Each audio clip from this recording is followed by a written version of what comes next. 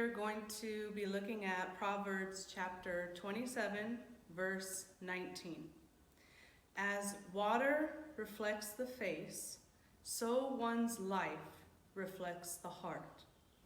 There are 4 key words from this proverb that we are going to be looking at: reflect, water, face, and heart.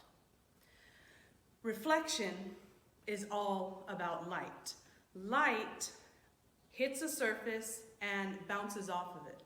And the angle at which the light hits the surface is called the angle of incident.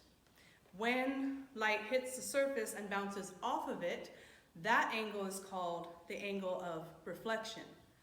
Both the angle of incidence and the angle of reflection are always exactly the same. And here's something I discovered about light as I was researching this week. Light is invisible until it bounces off of a surface and hits our eyes. The second word that we're going to look at, water. Water is symbolic of life. When a woman is pregnant and she goes into labor and the amniotic sac breaks, we say that her water has broken. And this is one of the first signals that baby, a new life, is on its way. Spring is the season of new life. And we have a saying that April showers bring May flowers. As Christians, we have a ritual, water baptism.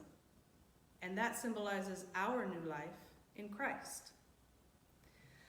The third word, face. Face is where we show our emotions. And family, I have no poker face.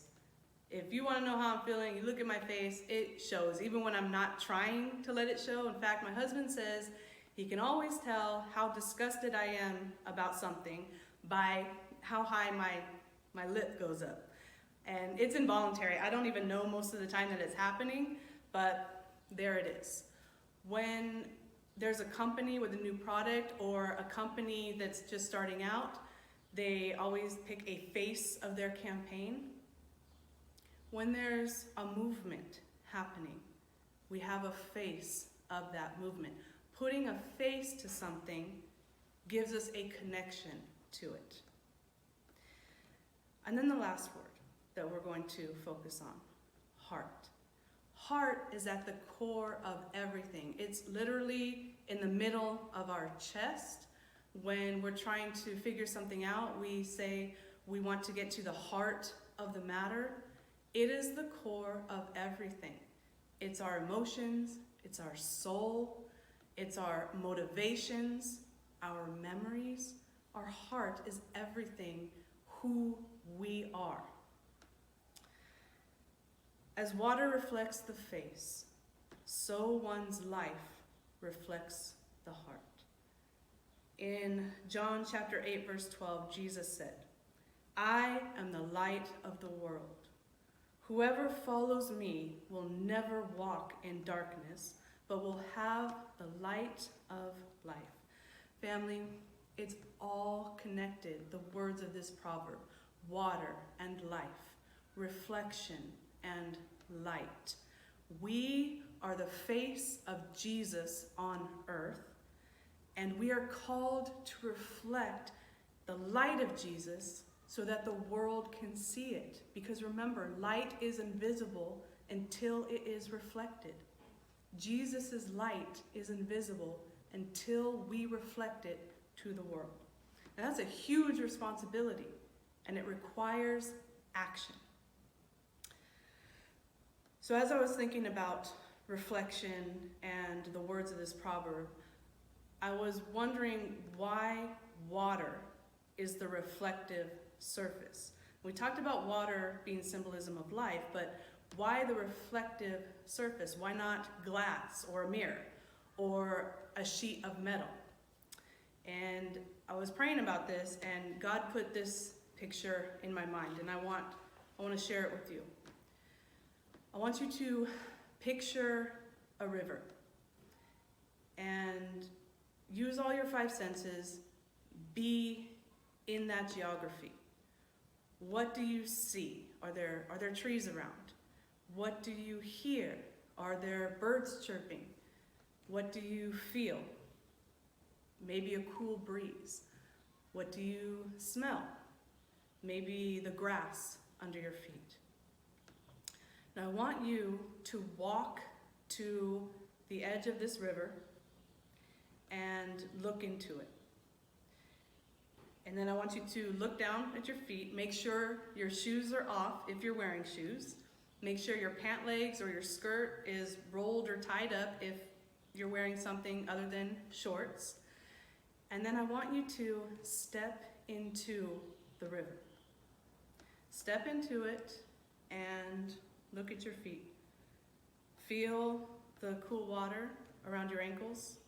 Feel the squishy sand in your toes. And just take a moment there. And now I want you to step out of the river. Stand back on the bank and look at the footsteps that you've left behind. Take another moment, and then I want you to step back into the river in the exact same spot that you were standing in before. Now look down again. You're standing in the exact same spot. Your feet are squished into the molds made by your steps the first time. And now look at the water. Here's the thing. You have stepped in the exact same spot, but the water is not the same as the water that was there the first time you stepped into the river. And the reason for this is because the water is always moving. Every step we take with Jesus is different than the step before. We could be using the same shoes, we could be literally stepping into the same footprint, but it will still be different. Water reflects the face because it's always moving. It is never the same. And if we are true believers, then we should never be the same because Jesus changes us with every step we take. As water reflects the face, so one's life reflects the heart. And remember, heart is tied to our emotions, and there are a lot of bad emotions right now. There is fear, there's anger, hate, anguish. And we have an opportunity to reflect the light of Jesus. And that's going to be through our actions. But be cautious. Because Jesus says in Matthew 15:8, "These people honor me with their lips, but their hearts are far from me." Do not talk about it. Be about it. Because unless you act like Jesus, you are not reflecting his light. So, what did Jesus do? He taught people. He listened to people. He prayed for people. He forgave people. He cared about people. But he also spoke up when something wasn't right. When Jesus went into the temple and saw the money changers using it as a place of business and worse, to cheat people, he flipped the tables and he drove them out. When the adulterous woman was brought before him as a test, he turned it on her persecutors. But then he also told her, "Go and sin no more." When Thomas, one of his disciples who knew him best, doubted that he had done what he said he was going to do, he appeared before him and he challenged him, "Put your hands in my wounds." And then he commanded him, "Stop doubting and believe." As water reflects the face, so one's life reflects the heart. Family, reflect the light of Jesus. Do not let Satan darken this world anymore. Reflect the light so that the world can see Jesus, the true Jesus, the one that we know, that we have a relationship with, that changes us with every step we take. We can make a difference, but only if we act. And we know that the victory already belongs to God. Family, we have a chance to be a part of that. Acts chapter 2:26 says, "Therefore my heart is glad, and my tongue rejoices. My body also will rest in hope." And that's my hope for all of us.